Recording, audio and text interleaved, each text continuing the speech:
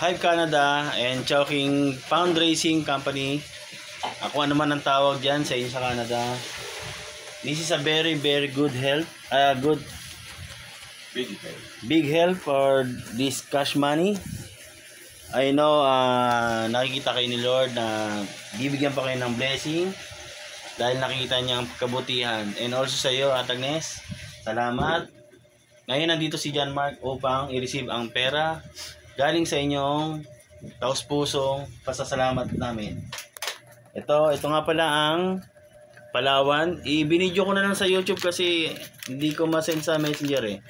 Mamaya i-search nyo sa YouTube ha. Sa YouTube nyo na lang panoorin yan. Ito nga pala ang aking brother, si John Mark, with good and nice.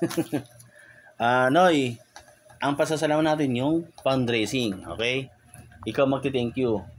Sabihin mo na thank you for thank you Agnes and sa fundraising. Ikaw sabi mo.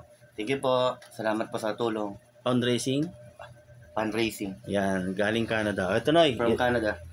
Receive mo na yung pera, 33,169. Yan, witness for the money. Yan. Ako nga pala yung nag-receive ng pera. Ito yung utol ko na dinadialysis. Thank you very much. Yeah, maybe later mapapanood nyo siya sa YouTube kasi ang hirap isend sana sa Messenger. Yan. Bilangin mo na para sure. 33,000. Ito, dinadialysis.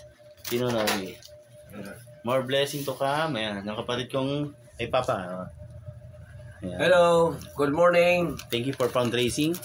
Thank you very much for this, Help. for your help. Yeah. This is a big help for my son, John Mark Bermas. He's Dialysis.